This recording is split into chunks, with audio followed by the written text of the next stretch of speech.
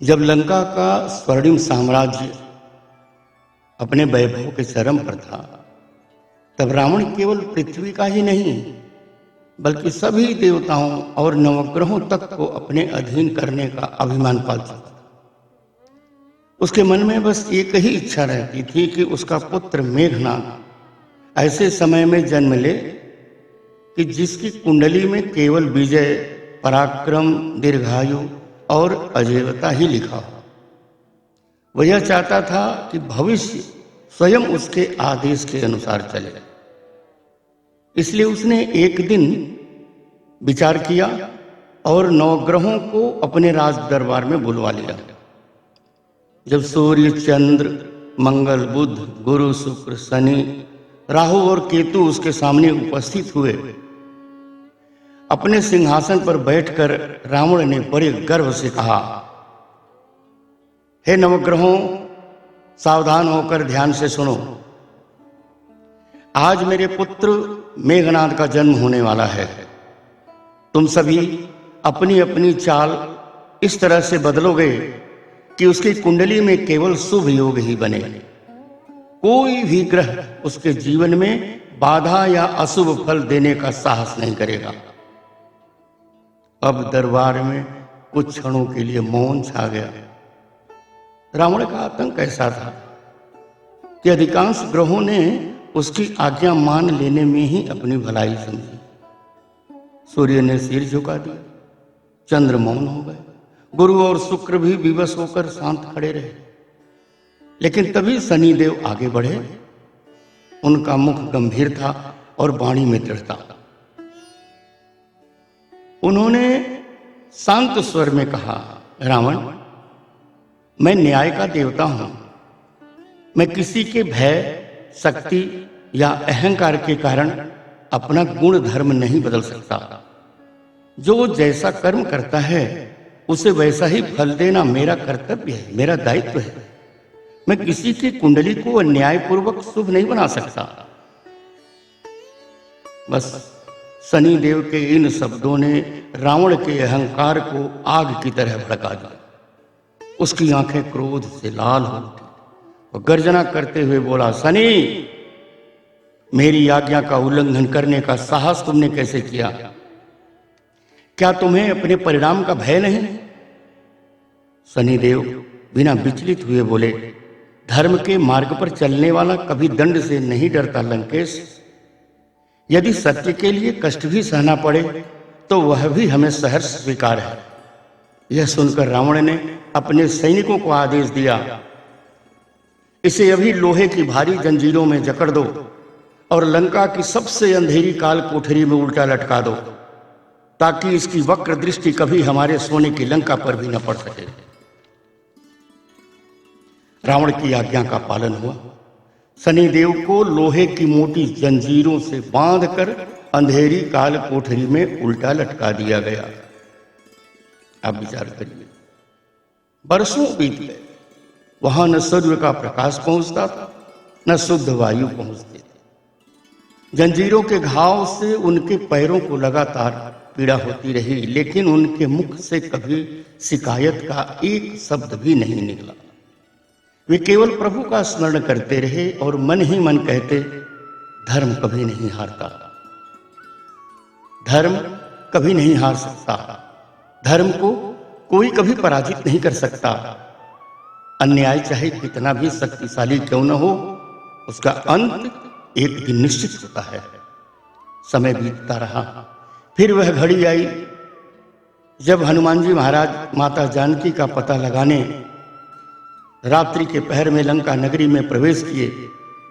उसी समय हनुमान जी लंका में विचरण करते हुए उस काल कोठरी के पास पहुंचे। अचानक उन्हें भीतर से किसी की करुणा भरी आवाज सुनाई दी, जैसे कोई कराह रहा हो। हनुमान जी ठिठक गए। उन्होंने भीतर झांक कर देखा तो एक कोई दिव्य पुरुष लोहे की जंजीरों में बंधे हुए उल्टा लटका हुआ। उन्होंने शनि से बड़े विनम्रता से पूछा, आप कौन हैं देव? इस प्रकार किसने आपको कैद कर रखा है?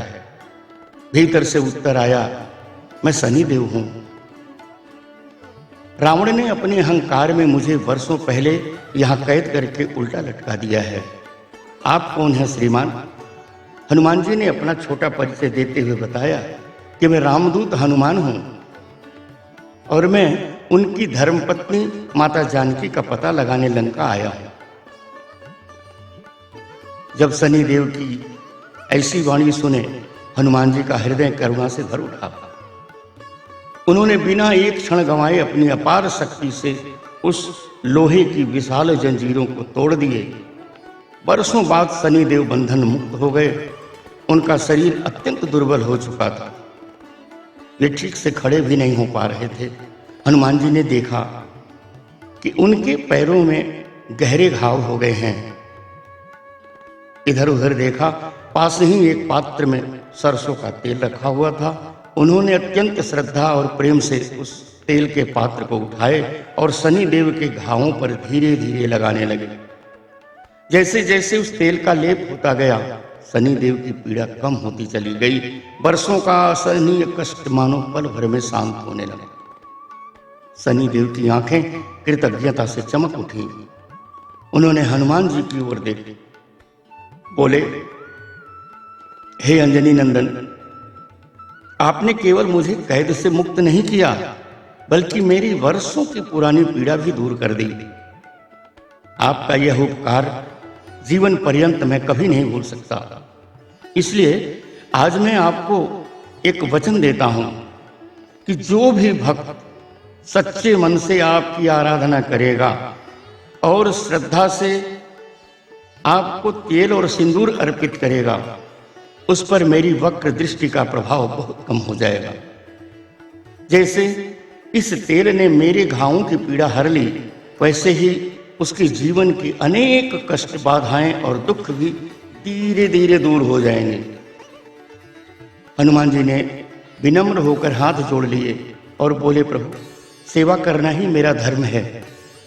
यदि इससे किसी जीव का कल्याण होता है तो यही मेरे लिए सबसे बड़ा पुरस्कार है। शनिदेव मुस्कुराते हुए बोले, इसीलिए तुम संसार के सबसे महान भक्त कहलाते हो।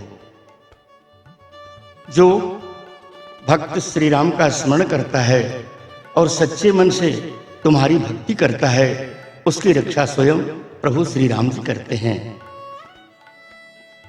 लंका के विध्वंस करने में शनिदेव की भी एक बड़ी प्रमुख भूमिका थी, क्योंकि इन्होंने वचन दिया था कि जब भी हमारी कभी कोई आवश्यकता पड़े तो आप मुझे याद कर लेना। जो भी भक्त जो शनिदेव से प्रभावित हैं, अन्य ग्रहों से प्रभावित हैं, वो महाराज शनि को सरसों का तेल शनि के दिन चढ़ाएं, जैसा कि शनिदेव ने कहा। इनका एक नाम शनैश्चर भी है, क्योंकि पैरों में घाव होने के कारण इनकी चलने की गति मंद होती है। धीमे चलने से इनका नाम शनैश्चर पड़ा। शनैश्चर जो अर्थात धीमे चलने वाला हो, उसको शनैश्चर, शनिश्चर भी कहते हैं। ज्योतिष के दृष्टिकोण से कुंडली में जातकों की इनकी शनि की महादशा 19 वर्ष की होती है, 7.5 वर्ष की होती है तथा ढैया 2.5 वर्ष की होती है।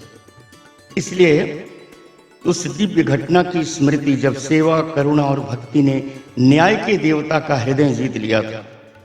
सच्ची शक्ति अहंकार में नहीं, बल्कि धर्म, सेवा और विनम्रता में होती है। जो व्यक्ति निष्काम भाव से भगवान का स्मरण करता है और दूसरों के दुख दूर करने का प्रयास करता है, उस पर स्वयं भगवान और नवग्रहों की कृपा सदैव बनी रहती है। श्री राम, श्री राम।